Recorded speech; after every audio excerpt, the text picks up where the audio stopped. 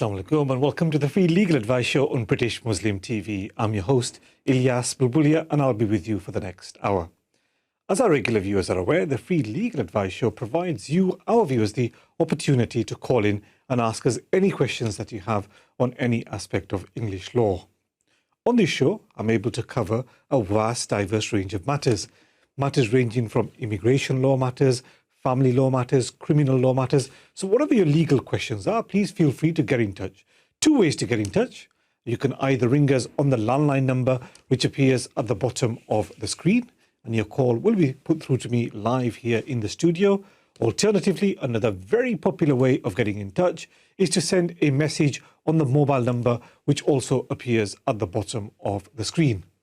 So a live call to the studio is on the landline number, and to send us messages, you can do so WhatsApp message or a text message on the mobile number, which also appears at the bottom of the screen. Now, on the show, we're able to cover a vast, diverse range of matters.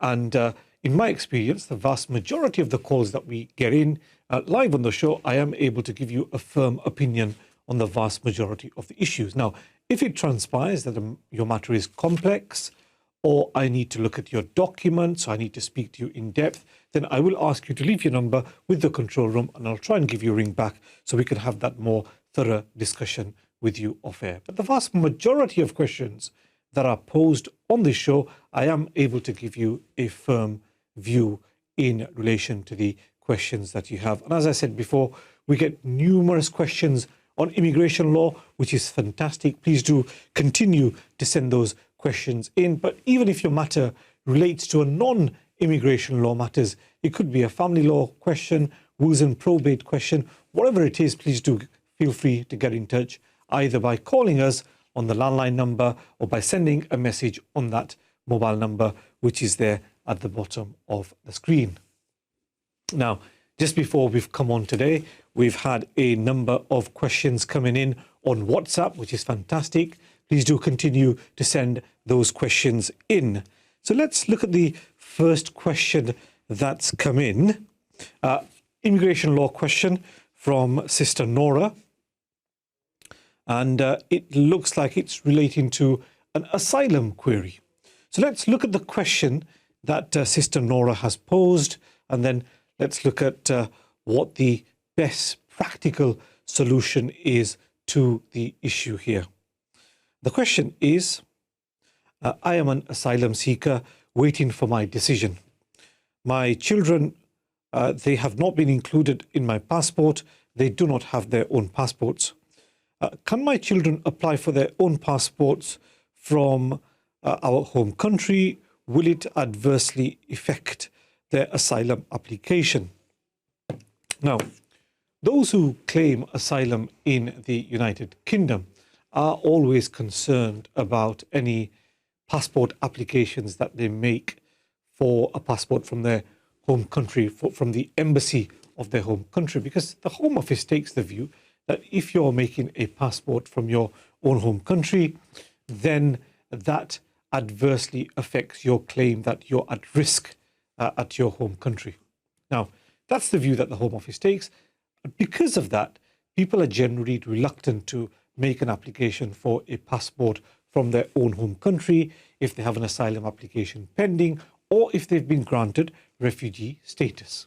Now, the reality is here, what's been asked is whether the children's applications would be affected. Well, the position really is this, that if the application of one of the parents was to be successful for asylum, then based on that application, the partner and the children would qualify as the dependent of somebody who has refugee status. So it's not going to adversely affect an application if your children were to apply for a passport. Now, just on that,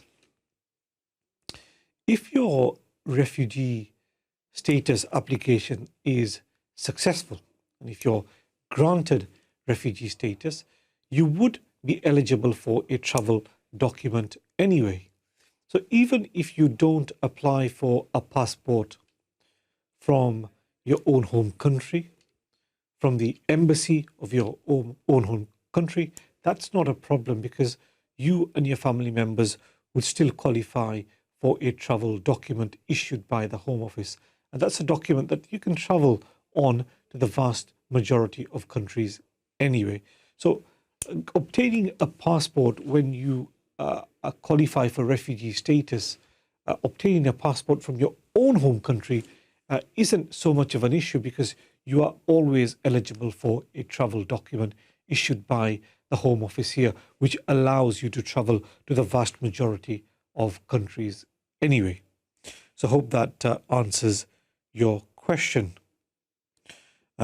We've now got a couple of questions coming in on delay. So let's look at that question. And understandably, over the last year, we've had numerous questions coming in on how long the Home Office takes to process applications. And when we were hit by COVID-19 pandemic, certainly initially, which resulted in a lot of, certainly in the Home Office, a lot of workers were off ill, or they were trying to transition from working from an office environment to working from home. There were delays, knock-on delays on processing applications. Now, it does look like the vast majority of the cases which were delayed are being cleared up, but there are still some problems. This question that's come in relates to one of those problem areas in terms of processing how long things are taking. So the question that's been posed by the brother who sent the message in is as follows. I am currently in the United Kingdom on the 10-year route to settlement. I submitted my application approximately 9 months ago. I still haven't had a decision. Is this normal? How long is the Home Office taking to make decisions on applications where somebody is on the 10-year route? Now, as I said initially, that there was significant delay when initially we were hit by the COVID-19 pandemic. But over time, and we are now 2 years in, the Home Office has, in my experience, managed to clear up a lot of the backlog. So there's less of a delay.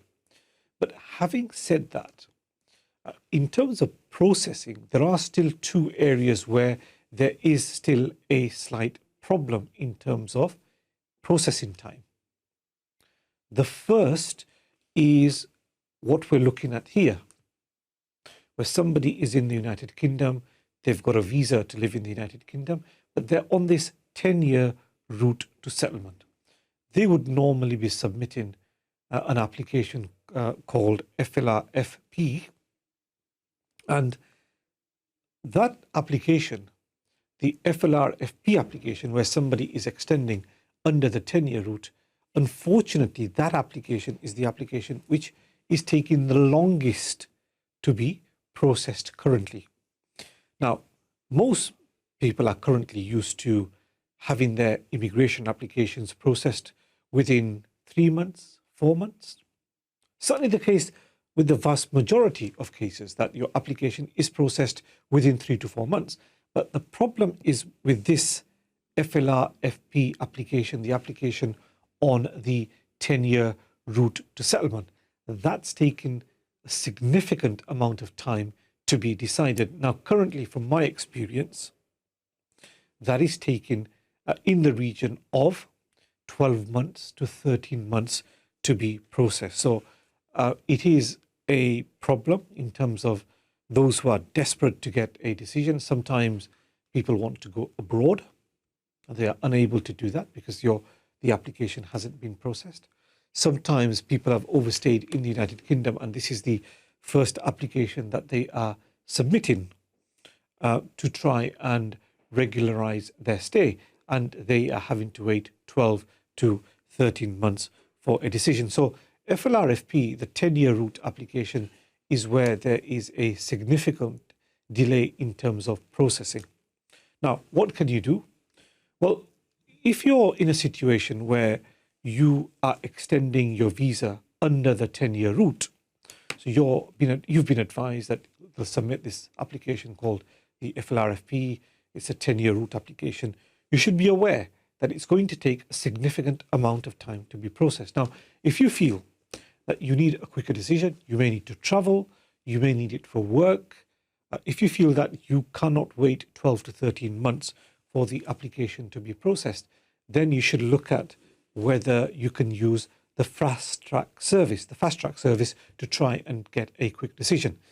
Under the fast track service, you could get a decision within a day of your biometrics being enrolled.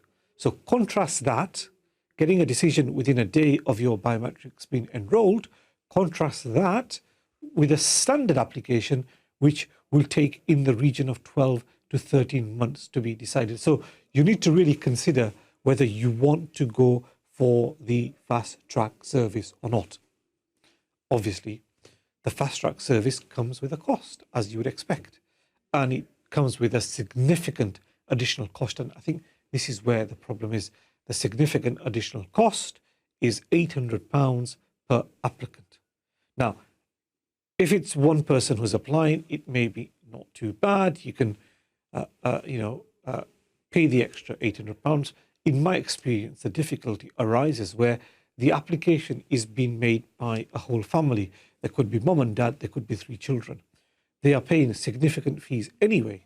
Now, if you end up having to pay an additional £800 each, for a family of 5, you're looking at an additional £4,000. So although that option is there, it's not always available or affordable, I should say. So that's something that should be bear in mind. The system does exist, but it is quite expensive. And even now, because of the delays, people are being forced to go down the route of submitting a fast-track application. We're taking a short break. We'll be back in the next couple of minutes. Inshallah, see you then. Assalamu alaikum.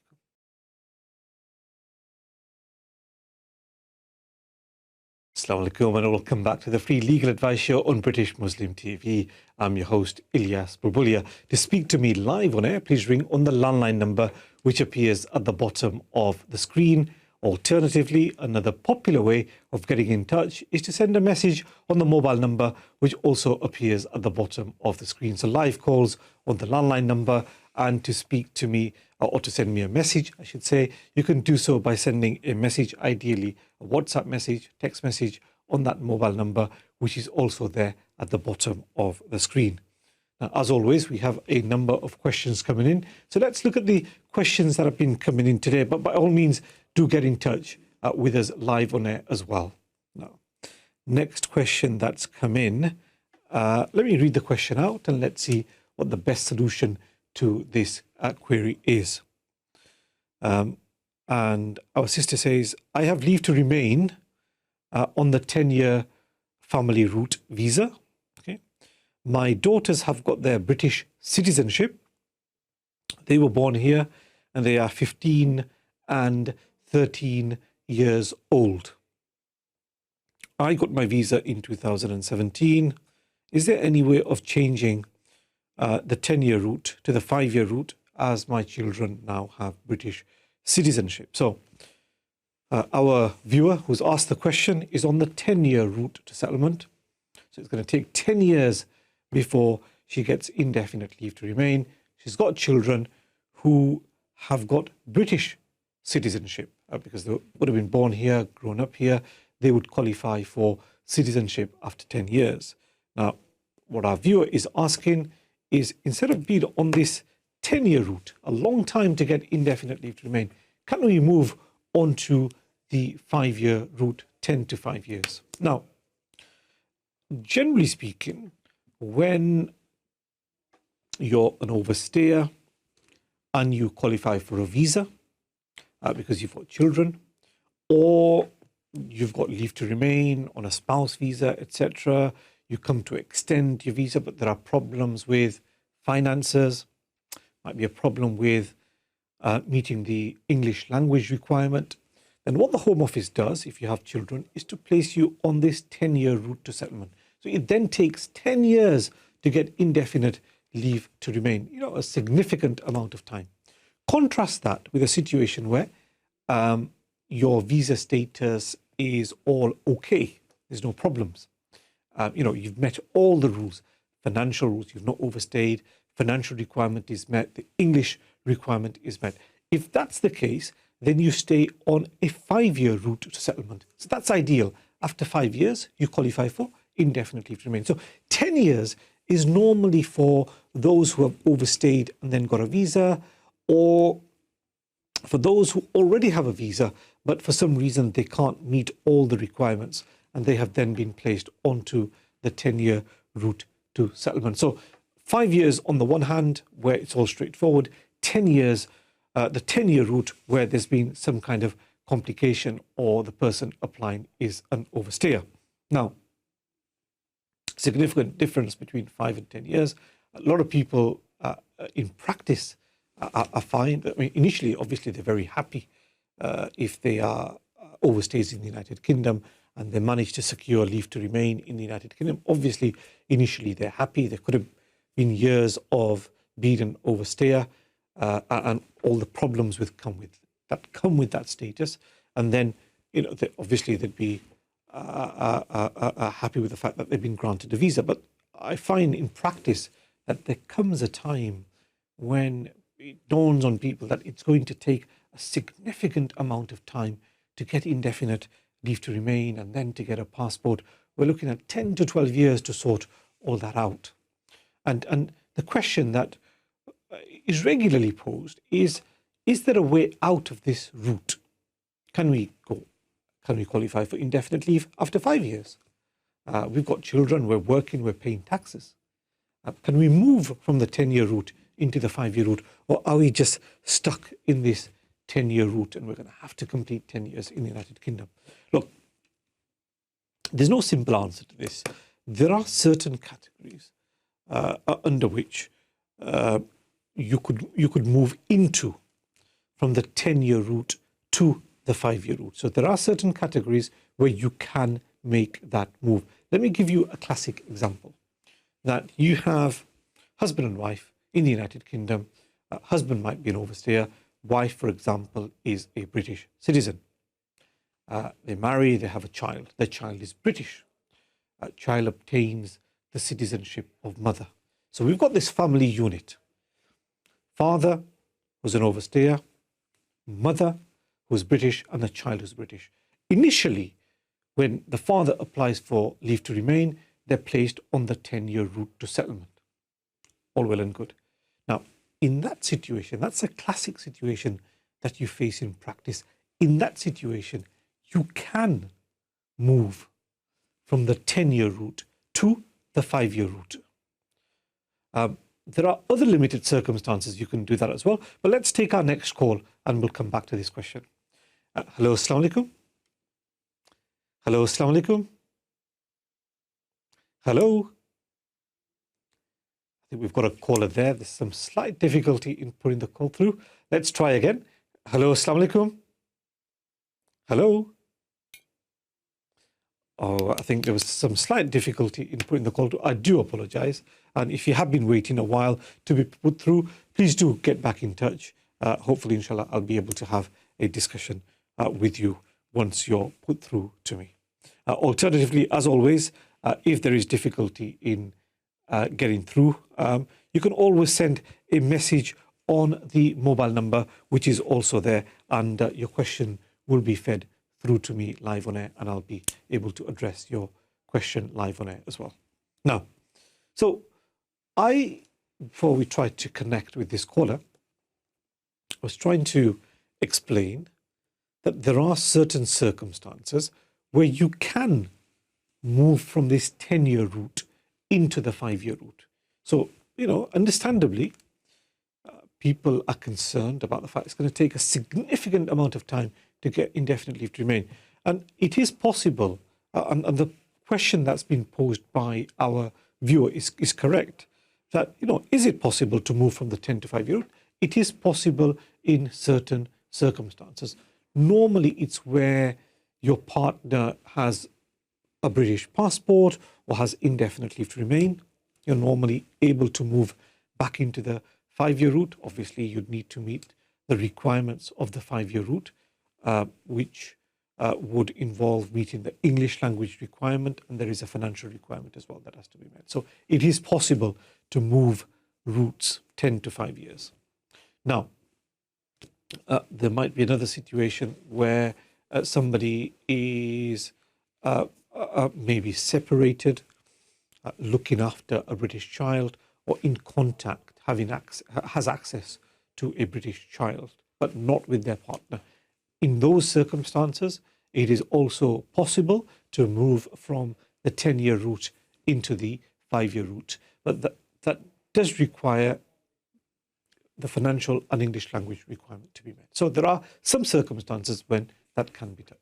Now, let's try and speak to our caller again. Hello, Assalamu alaikum.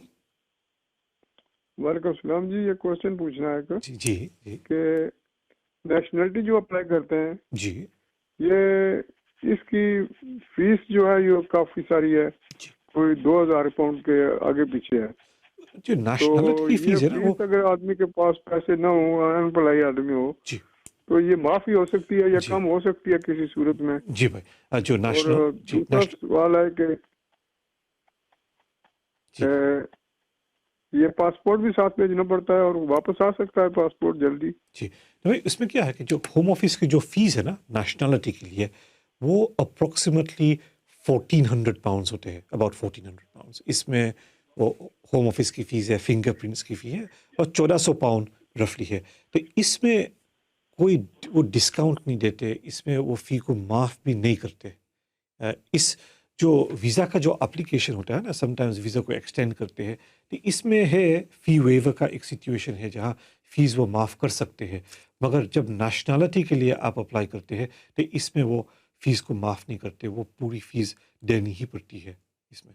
तो इसमें कोई वो discount भी नहीं करते और वो माफ़ भी नहीं करते। नेशनलिटी में वो फुल फ़ीस देनी पड़ती है नेशनलिटीज़ की। So there's no discount on that.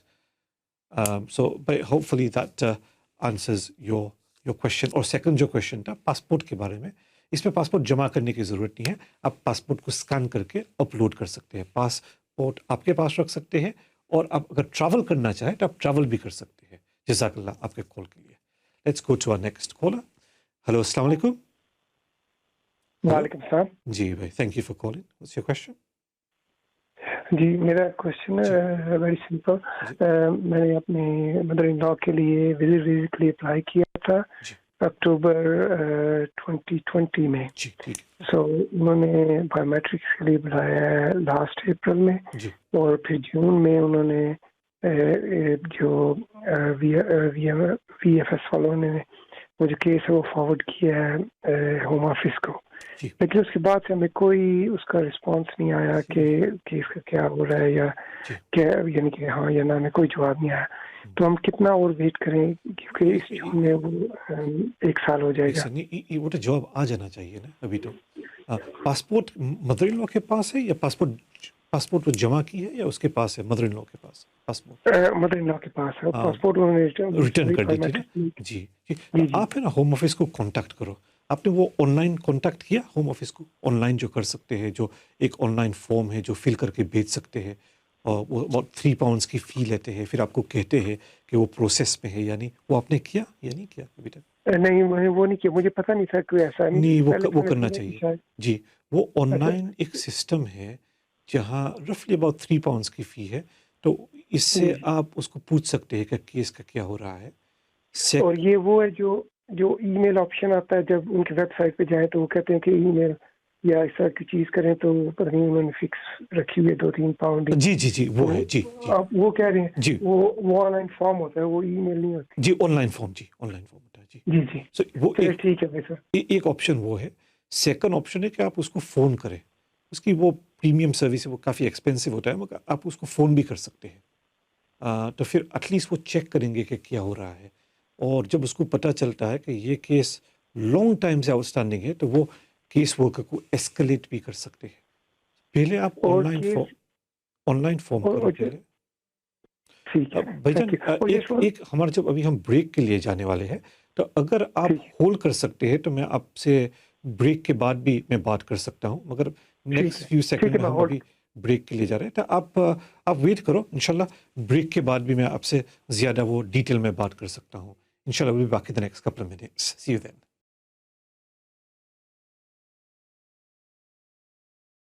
Assalamu alaikum and welcome back to the free legal advice show on British Muslim TV. I'm your host Ilyas Bulbulia. To speak to me live on air, please ring on the landline number which appears at the bottom of the screen. Alternatively, as always, you can send your messages in text messages, WhatsApp messages on the mobile number which also appears at the bottom of the screen.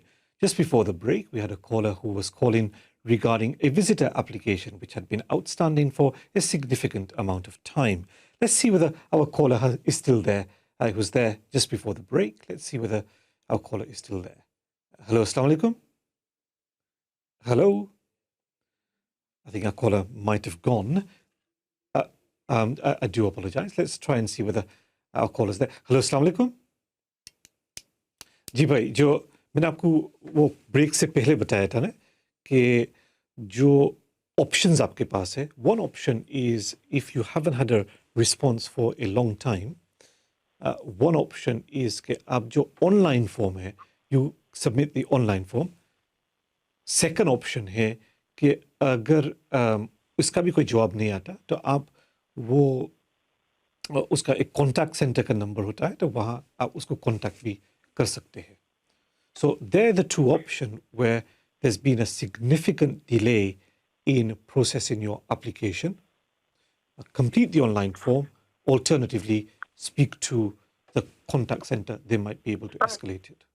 میرا just one more question. جی بھائی، جی. کہ case کی complication پہ بھی depend کرتا ہے کتنا time لگتا ہے. اصل میں یہ پرابلم کیا ہوا تھا یہ کیسز میں کہ جب پاکستان کو جب ریڈ لسٹ پہ اس نے ڈال دیا تھا نا، ریڈ لسٹ پہ، تو سارے کیسز کو اس نے ہولڈ پہ ڈال دیے تھے. تو 4-5 منتھس کے کیسز اس نے ہولڈ پہ ڈال دیے تھے. پھر اس نے بعد میں پروسیس کرنا شروع کیا. مگر مجھ کو جب تک پتہ ہے یہ جو بیکلاگ ہے مور لیس کلیئر ہے. ابھی جو وزٹر اپلیکیشن وہ ڈال رہے ہیں تو اس کو اباؤٹ 2 منتھس میں جواب مل رہا ہے پاکستان سے، 2 منتھس میں. تو یہ کیس جو بیکلاگ میں تھا اس کا جواب آ جانا چاہیے ابھی تو. سو ایک اور آپشن ہے کہ اگر آپ جب فارم فل کریں گے اس سے بھی کچھ آپ کو وہ پازیٹیو رسپانس نہیں آ رہا ہے، فون کال سے بھی نہیں، تو پھر آپ ایم پی کے پاس جاؤ اور ایم پی کو کہو کہ یہ ہم نے اپلیکیشن ڈالا تھا، یہ ڈیٹیلس ہے، اور آپ ہوم آفس سے پوچھو، کیونکہ 8-9 منتھس تو کافی لانگ ٹائم ہے. Quite a long time. جی جی.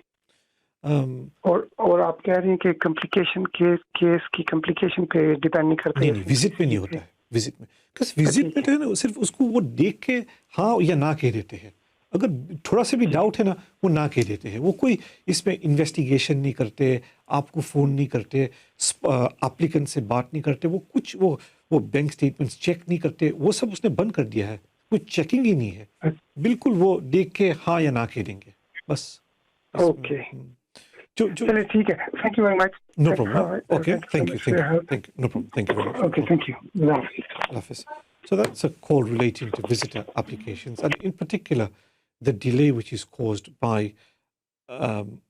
the delay caused in processing these applications. Now, initially I spoke about the delay, certainly what we experienced back in 2021, part of 2020 and part of 2021.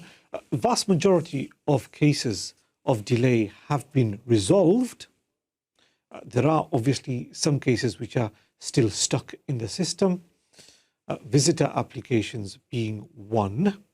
The current processing time for visitor applications in Pakistan seems to be running at around 2 months. But our caller who called in explained that he'd been waiting for nearly a year for a decision in relation to mother-in-law's application. So when you have that situation, there are normally 3 options which I explained. Submit the online form, which is on the Home Office website, which you can submit to inquire about your case, your application, which is an application made from abroad, generally speaking, you might get a very Bob standard response, but at least you'll find out where your application is. They may simply respond by saying the application is still in process. Or the reason I say complete the online form is sometimes it transpires that a decision has been made and they've sent the decision via email, but for whatever reason that's been missed. It's gone into the junk box and it's not been picked up. So I always say it's worth spending a couple of pounds and making that inquiry with the Home Office, because if the case is that it's all been decided and a decision has been sent out, at least you'll get a response back to your online inquiry to the effect that a decision was made on such a date and a decision was emailed to the sponsor. So at least you'll know that, look, we're not now waiting for an answer. There has been a decision on this application. Then it's a question of really looking at your junk box to see whether you've missed anything, or trying to get back in touch with the Home Office to say, look, if we've missed it, can we have a copy of the decision resent? So that's what we're potentially looking at doing. If the online inquiry doesn't result in positive news, or if it's ignored by the Home Office and not dealt with at all, then you can always phone the contact centre that the Home Office operates. You'll be able to speak to not the immigration officer or the entry clearance officer, but at least you'll be able to speak to somebody who has some limited access to the system. They would be able to look at the application and give you a view on what's going on. What they can do, and they do this, is if they find that your application has been pending for a while, they may take quite detailed information from you and then forward it on to the Home Office. And that may result in you getting some kind of response back. There is a way of those who work at the contact centre, to email the Home Office, to email the caseworker to find out what's going on. So that's another option which is open to you. One is the online inquiry. The other is calling the Home Office on the contact number which is available. Now, the third option, and I only advise on this where there's been a significant delay, is to contact your local MP and ask your local MP to intervene. Now, obviously, when there's just a short delay where you've been waiting for a decision for a couple of months, certainly, let's say you made an in-country application and it's been 3-4 months, or a visitor application, it's only been a couple of months. We know there's a significant delay at the moment in processing applications. I wouldn't recommend that you contact your local MP's office. You should ideally wait. We don't necessarily want to inundate the local Member of Parliament's office with queries about how long it's taking for our application to be processed. But there comes a time when you've waited a significant amount of time, way beyond the amount of time that the Home Office normally takes to process these applications. Now, if it's the case that there has been significant delay, then by all means do contact your local Member of Parliament. They have caseworkers there who can deal with these kind of matters, and they normally have a direct contact at the Home Office. So it's possible for them to contact the Home Office directly. So it's easier than you trying to complete the online form, you trying to call the Home Office. They have a direct line to the Home Office. So it's easier for them to make contact with the Home Office. Normally, you find that within about 14 days, within about 21 days, the Member of Parliament's office will normally get a reply. Now, it may not be positive in the sense that they may not say, we're granting the application, sorry, there's been such a delay on our part, or the delay's been significant on our part. It may not result in that, but at least you might find a response which acknowledges that the application is pending, confirms that there is a delay, and that you will get a decision soon. So hope that answers that question. But delay is still a very hot topic in terms of applications which are pending. Let's look at the next question that's come in. The next question is regarding a spouse application. Salam, I hope you can help me. I am a company director. Can you please advise on the financial requirements for a spouse visa? Many thanks in advance. So our viewer is a company director wanting advice in relation to the financial requirement that needs to be met when making a spouse application. Now, as our viewers are aware, we get loads of questions on spouse applications and in particular income. How much income do you need to sponsor your husband or wife who may be abroad to come to the United Kingdom? Now, generally speaking, we say, the normal requirement is that you need to be earning £18,600 per annum. There are exceptions to that. You may be on disability benefits, carers allowance, you might have savings, etc. But generally speaking, the income requirement that has to be met is £18,600 per annum. The difficulty is that where you're a company director and you receive your money by way of salary and dividends because you're a shareholder as well. Invariably, company directors are going to be shareholders. If you receive your income by way of salary and dividends, there are completely different rules that apply, quite onerous rules which apply in relation to how the financial requirement is met. Yes, you need to be earning £18,600 per annum. That can be made up of your salary and your dividends, but that income has to be shown over a year. And it's not any year, it's not the last 12 months. It's the 12 months which is the financial year of the company. So you look at the financial year of the company and you show that you've earned, for the duration of that financial year, you've earned £18,600. So it's not a case of wage slips and bank statements for the last 6 months. So it's not that simple. You look at the financial year of the company and show that during the financial year, you've earned £18,600. And that can be made up of, if you're a company director, that can be made up of salary and also dividends as well. So I hope that answers that question.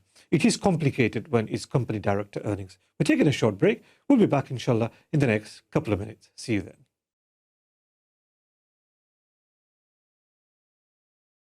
Assalamu alaikum and welcome back to the Free Legal Advice Show on British Muslim TV. I'm your host, Ilyas Bulbulia. To speak to me live on air, please ring on the landline number which appears at the bottom of the screen. Alternatively, as always, you can send a message on the mobile number which is also there at the bottom of the screen.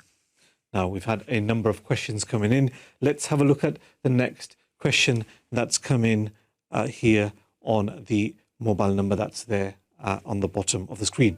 Now, our viewer asks a question regarding a spouse application. Spouse applications seem to be a popular topic today. And again, it's a question regarding the financial requirement. And the question that's been asked is as follows. Assalamu alaikum. I wish to make an application to sponsor my wife to come to the United Kingdom.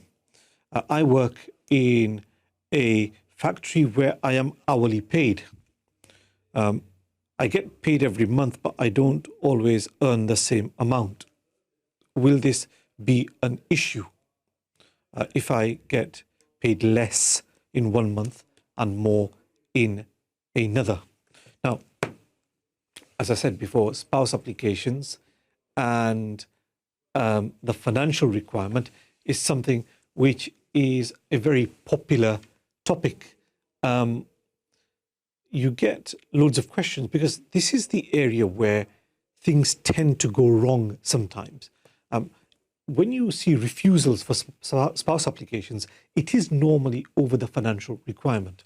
So you always need to be careful that you understand the rules properly and you meet the requirements as required by the Home Office. Now, in response to this particular question, if you're an hourly paid employee, absolutely, there may be months when you get paid more.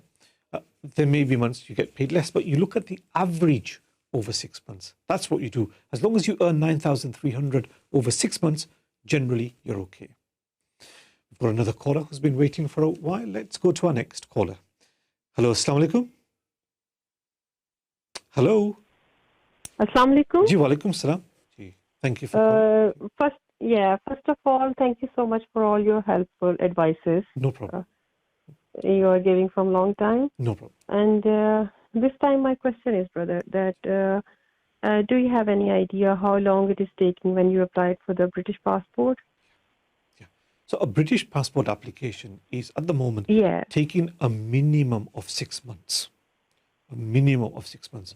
And today I was dealing with an application where it had been around 8 months and we still hadn't received a decision. So if I give you an idea, to me it looks like the current processing time is from around 6 to 9 months to process an application. Some cases are coming back approved in 6. Some are taking slightly longer, around 8 to 9 months. I haven't had any decisions back much quicker than that. Yeah, I mean, I have my all decisions are done. It's only I have applied the passport now. All right, okay. Passports are very quick. Once your citizenship application is approved, the first it is. Oh, fantastic! The actual passport takes about 10 days. I have applied, I think, on March 1st or 2nd. Within about 10 days, you should be getting a decision. Did you do the online form or did you do the paper form? I have done the paper form because it's the first time I have applied. It's a first-time application, so you can't use the online form. It shouldn't be more than about 2 to 3 weeks then, tops. The online forms, I think they're coming back in about 10 days. If you can't use the online form service, then I think it's around 2 to 3 weeks. Not much longer than that. Not much longer than that. Yes. Hopefully, we are hoping, it will come back. Yeah, because the nationality's already been granted. Ne? That's where it takes. How long did your nationality take to come through? I have applied in October. Then I have asked you for the time and gave me 6 months period, but they done it in 5 months time. Oh, chala, that's not too bad. So, it seems to be around 5 to 6 months. Slightly complicated cases are 8 to 9 months. But in terms of getting the actual passport, sure, I can't see a problem.